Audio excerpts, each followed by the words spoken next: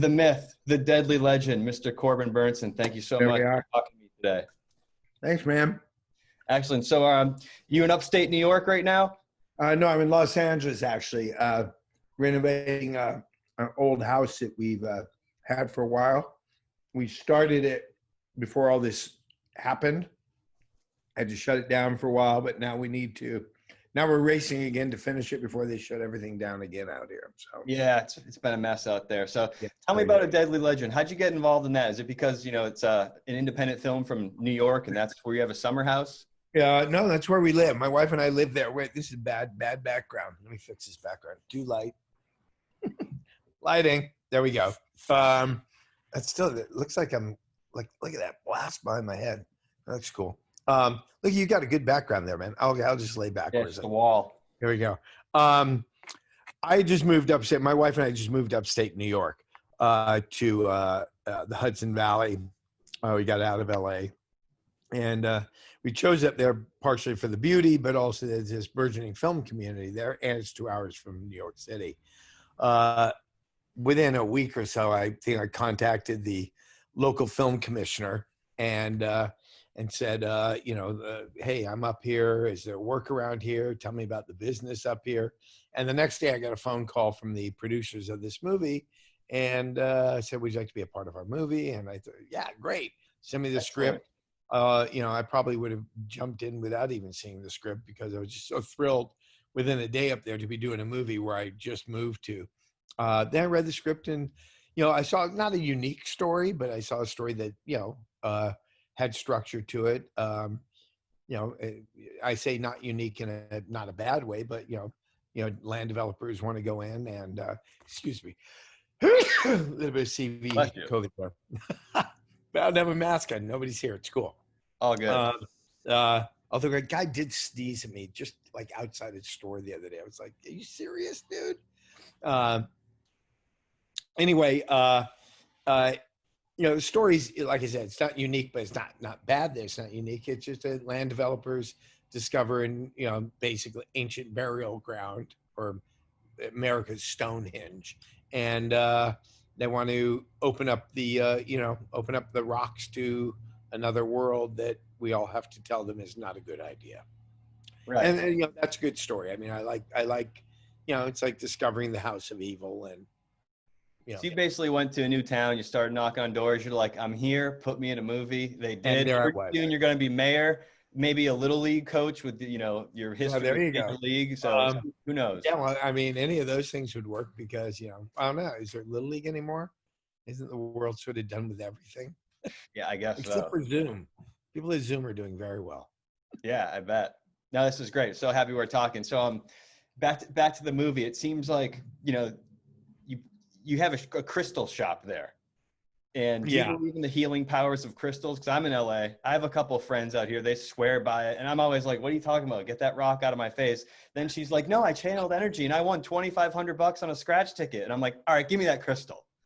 Right. That's a good question. It comes up with all this stuff, and part of my, my desire to explore films that do this. And I guess it goes into what sci-fi is or horror is, there's so many things that work in the world that we can't see and we don't know. I mean, look up in the sky. I'm looking out at the blue sky now and thinking like, they say that goes on forever. Okay, well, that's just weird. I can't get that around my head. My mom and dad hooked up and and they had a baby, me. Suddenly life is born. Yeah, you can explain all the physical science parts of it, but there's another part that's just so beyond, just the notion of infinity is one enough to make you think like, if the scientists tell you it goes on forever, or even that there's a edge of the universe, it's such a strange notion. So, do I believe in crystals, to get back to you? Why not? I mean, sure. I mean, one thing I've learned over the years is to not doubt anything. I'm not a big conspiracy theory guy by any means, but I am. I love that stuff. Do you really? But wait, you love it and believe it, or you love it and you're interested by the notion? Some of it I believe, some of it's a little kooky, but I'm consumed. I just like go deep on those conspiracies, lizard Really? people, you know, the Jeffrey Epstein stuff, all the crazy stuff. I'm like, something's going on. There's some truth to all of it. Well, that now you're relating back to what I'm talking about. There's some truth to all of it. You know, that's it. The stuff we don't know, the stuff that conspiracies. I mean, I guess it's a conspiracy to say, you know, your friend who brought a crystal over and said, I won 20. Well, that's sort of the conspiracy theorist mentality, right? It's Yeah. like, I don't know how it was done. I don't know how it is, but there's enough stuff to it. And I won $2,500. So I don't know. Maybe, you know, I don't know about you. I get signs. I've always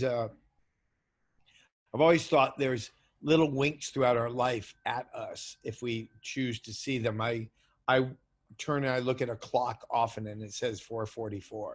I don't know what it means. I walk under street lamps. There's actually a thing for this. You can Google it.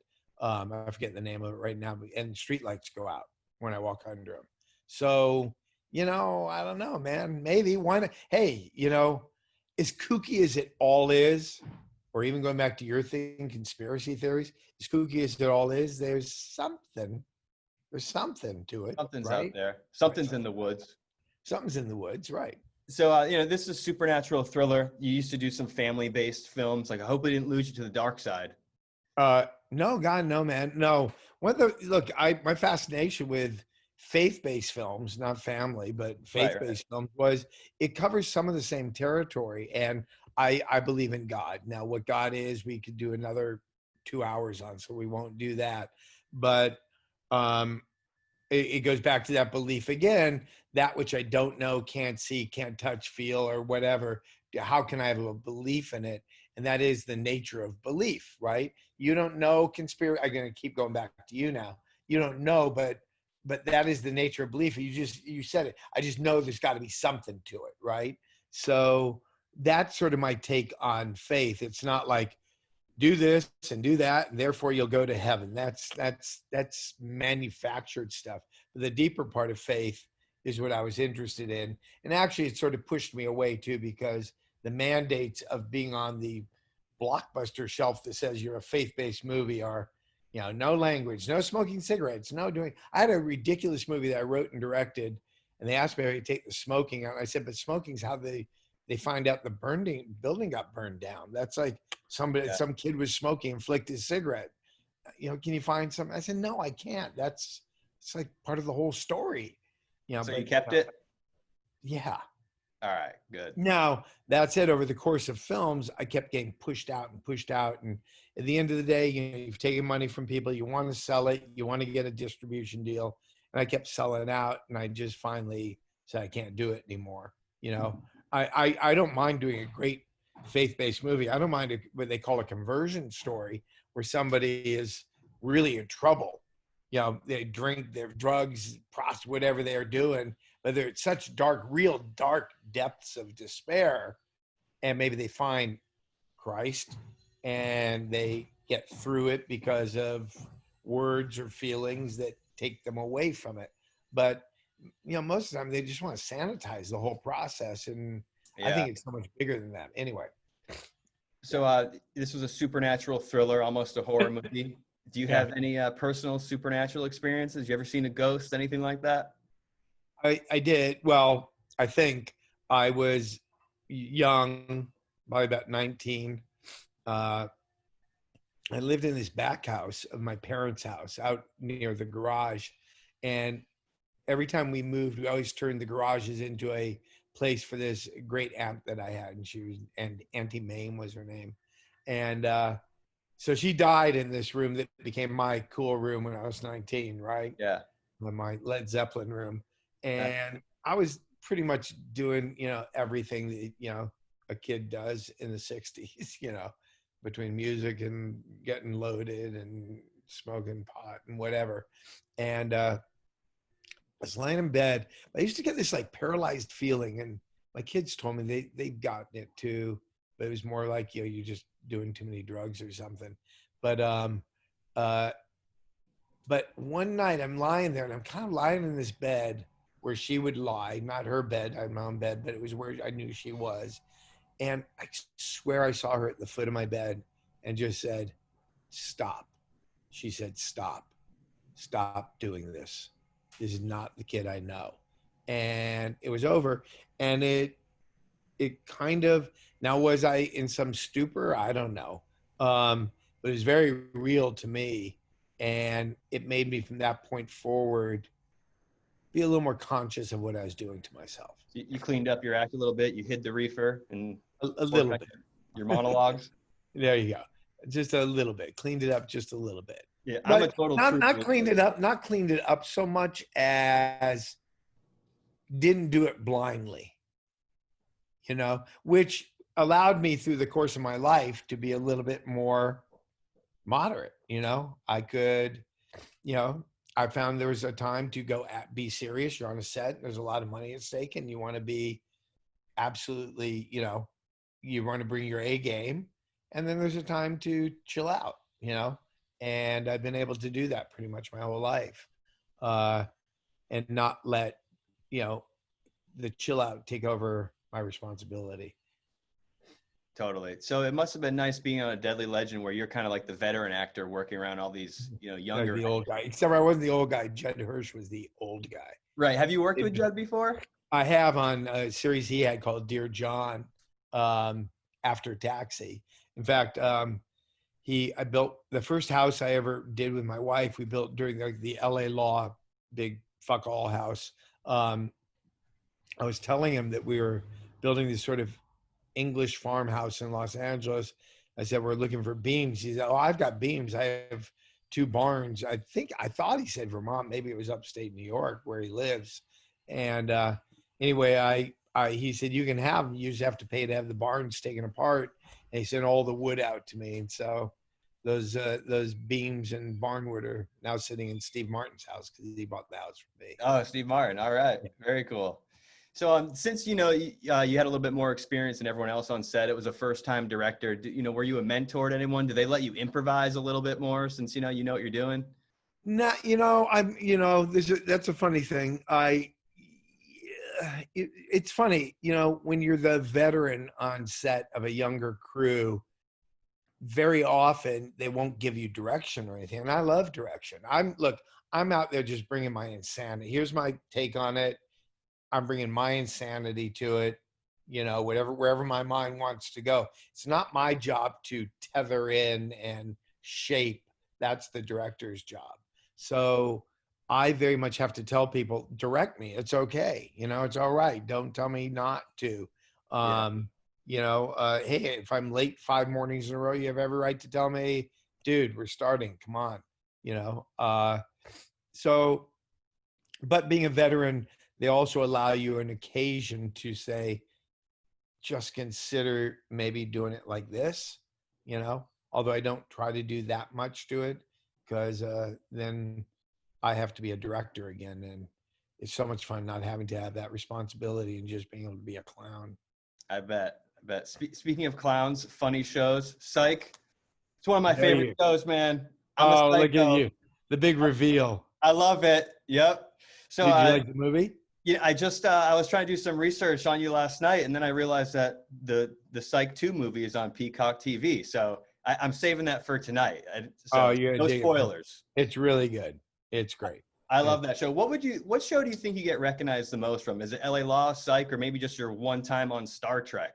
It's weird because I go to Comic-Cons and do these different convention things and signing shows and all that stuff. And it's across the board. Look, if you're older, it's probably LA Law. Somewhere in the middle of everybody is Major League, the Major League movies. Love it. Baseball movies. And obviously more currently, it's, Psych. But you do get the one episode of Star Trek, the one episode of American Gods. I do get these, or the fact my mom was on a soap opera and I was on that soap, The Young and the Restless. So I'm pretty much I'm in all aisles at Blockbuster. Everybody, you're hitting all demographics. Yeah. I like doing that though. I think it'd be kind of a drag, especially now I'm 65, to say I was just an action star. And that's kind of like the only good story you could do is how you are a mentor to somebody in a movie who's an action star. I don't know, you'd have to be the old legend action star. But I like that I've done so many different things. I can just pop around different genres, and people also recognize me from The Dentist. The Dentist. That's right. That's right. Right. Both of them. Who I could really use right now. I chipped a tooth, but the last place I'm going to go right now is to a dentist. Yeah. Open wide. No, I don't think so, man. No, thank you. Hey, well, it's been a pleasure talking to you. Thank you so much. Anything you want to plug? I know you're on Instagram, Corbin Bernsen on there. What's it? CD Bernsen. You're on Facebook. Yeah, right. Christian Mingle. Christian Mingles. That's one of my faith pages. Maybe it's cool. It's all right. It's also a dating site. Well, the movie was about the dating site. Okay, I didn't see that one yet. What's that? I didn't see that one yet. Yeah, no, it's a cute little movie. I liked it. It was all right. No, just have fun. Check out Deadly Legend. This Friday. Look out for the book that I wrote during all of this called The Wildwood Room 310. Wildwood Room 310. Room 310, the Wildwood Room 310. Wildwood, New Jersey? No, the Wildwood. The Wildwood Lodge of notorious Los Angeles. Love it. Mr. Bernsen, thank you so much. Okay. Take it easy, man. Take care. Bye. Bye.